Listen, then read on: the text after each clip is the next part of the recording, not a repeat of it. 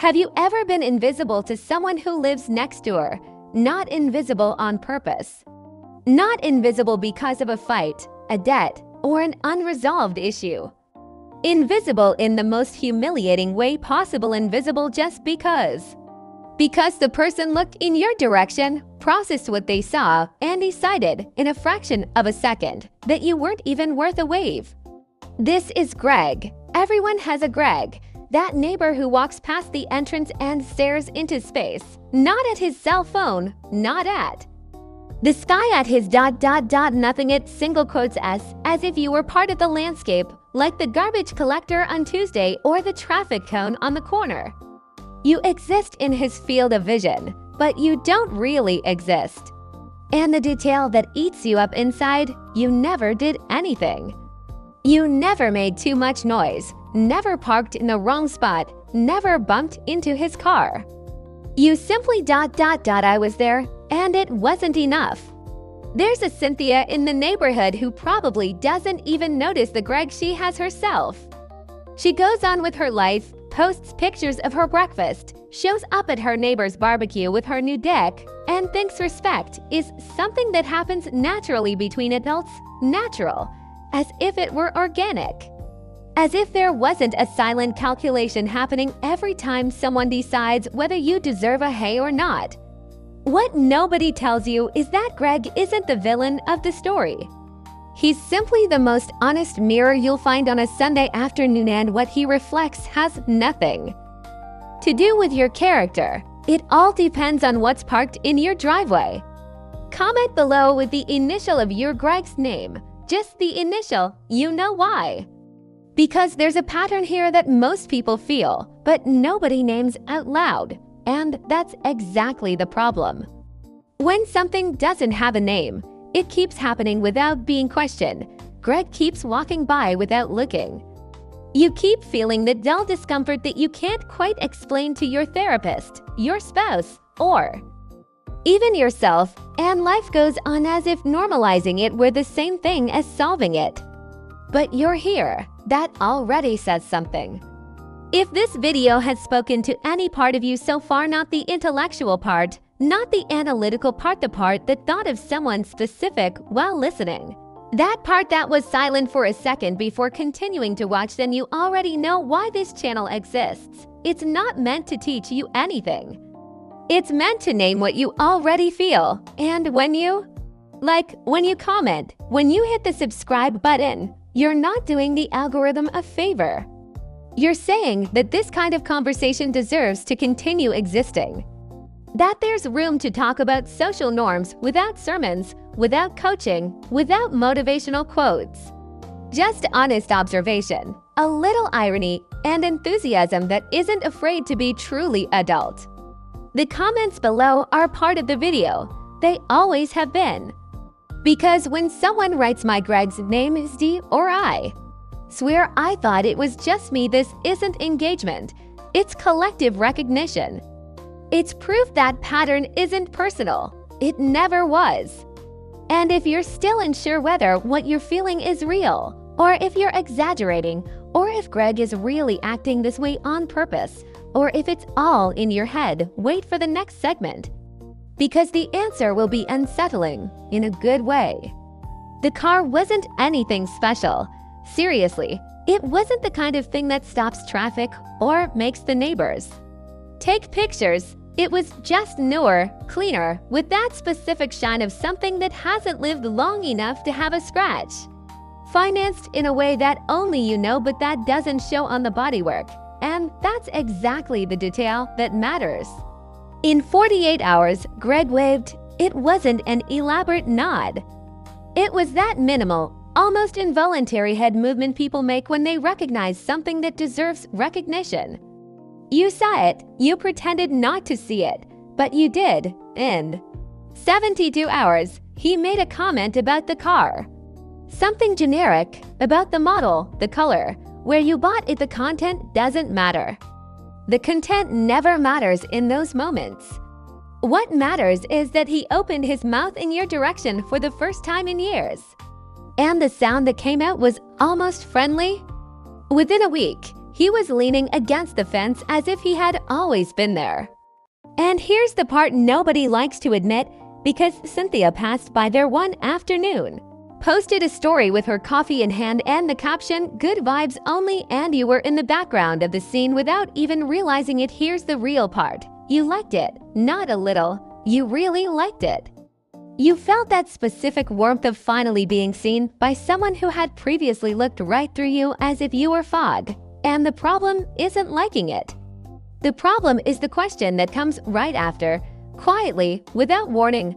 Why is this making me feel good? Because if Greg's not warms you, what does that say about how much you've normalized the cold? How much you've been adjusting your own internal temperature to avoid feeling what was happening? Conditional respect has a built-in anesthesia. It doesn't hurt while it's missing, it only hurts when it returns, because then you realize the size of the hole you were covering up on your own. The pattern doesn't begin with Greg. It begins the moment you absorb the new treatment without asking what has changed, without naming what was wrong before, without demanding any explanation, because deep down, part of you is afraid that if you question it, the knot will disappear along with the answer. Cynthia never questioned it, and the whole neighborhood thought she was the most easygoing person who had ever lived. Write one word below, just one, that defines how you felt when someone treated you differently after a visible change in your life.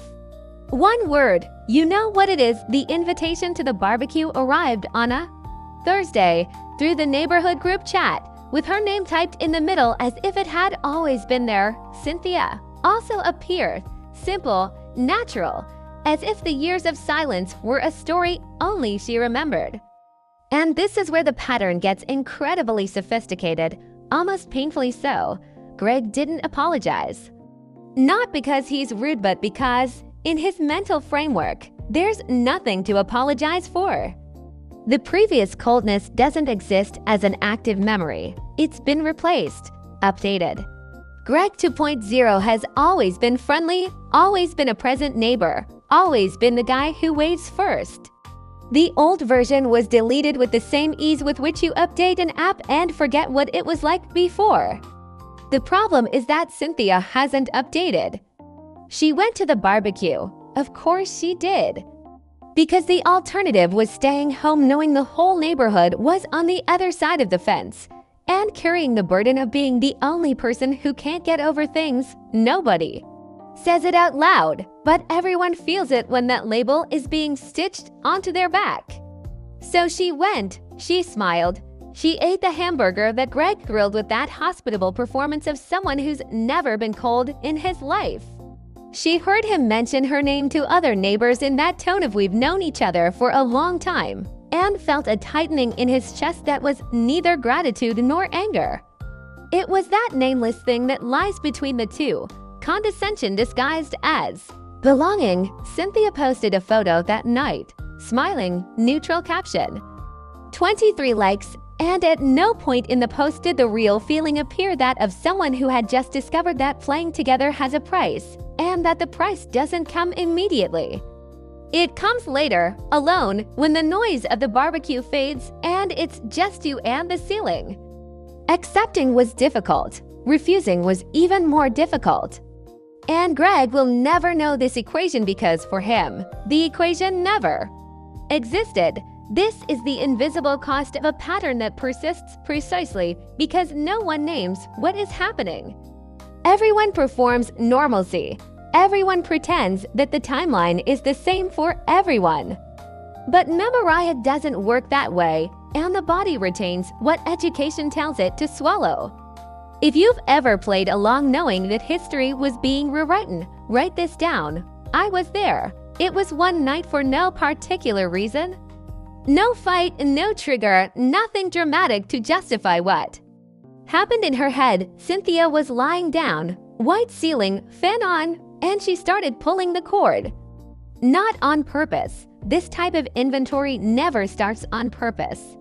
It started with Greg, obviously, but then came the neighbor from apartment 4B, the one who suddenly started commenting on the photos after the living room renovation.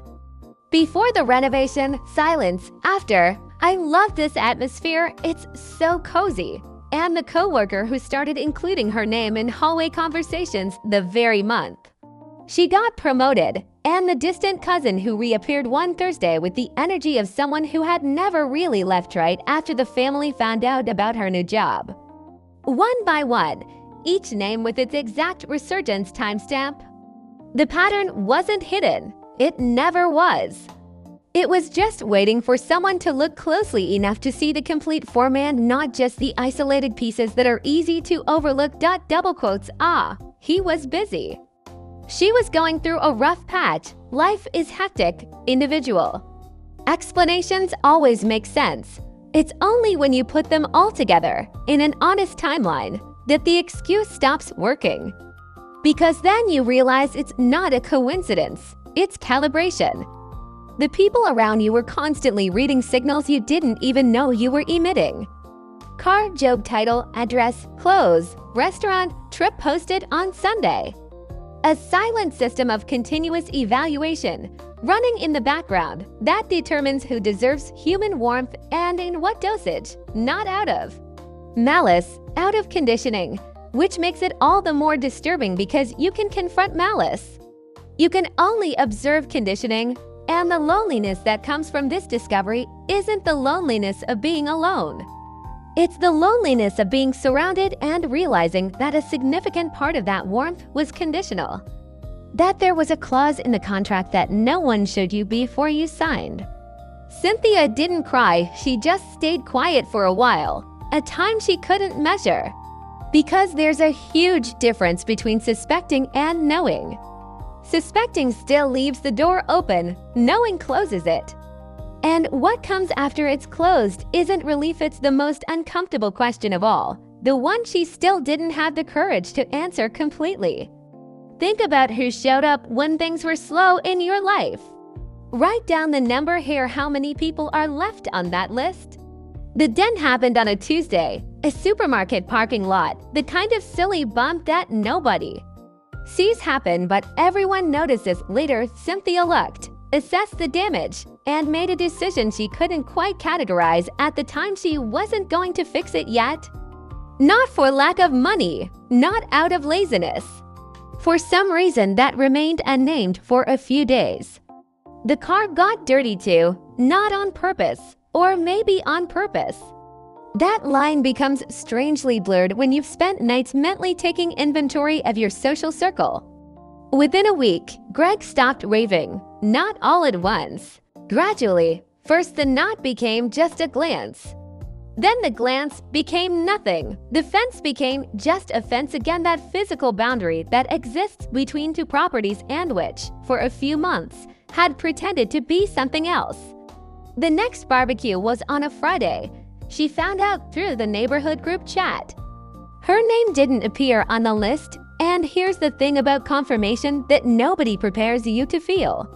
Suspecting hurts in a bearable way because suspicion has room for error. It has the benefit of the doubt, the possibility of being wrong, that gentle escape route the mind constructs to protect itself. Maybe I'm exaggerating.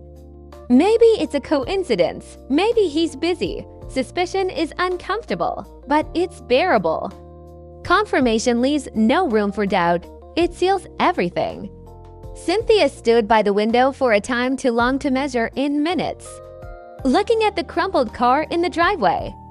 Looking at the empty fence, feeling that specific anger of someone who knew the answer before asking the question and asked anyway because she needed to see, she needed to turn the theory into fact.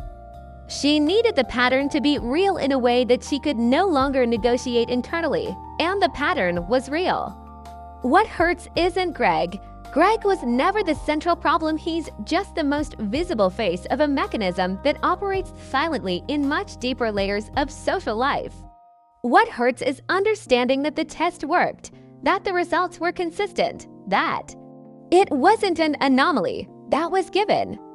And when a pattern becomes a given, it stops being personal. It stops being about you. It starts being about the entire system that no one consciously built but everyone sustains, including, at some point, you. Have you ever taken a test like this without admitting you were testing? Right here, I needed to know too, she didn't confront Greg, not because I was afraid. Not because I'm passive, but because it got to a point where confrontation seemed like the wrong answer to the right question. What do you say to someone who never knew they were erasing you? What argument fits in a conversation where the other side genuinely has no memory of the crime? Cynthia remained silent, and in the silence, something shifted within her. Anger that clean, righteous anger anyone would feel began to lose its form. It didn't disappear, it just stopped being useful. And when anger stops being useful, what remains is something that doesn't have a pretty name. It's lucidity, and lucidity, contrary to what it seems, isn't comfortable. It's just more honest, because the conclusion was not Greg is a bad character. Bad character would be simpler.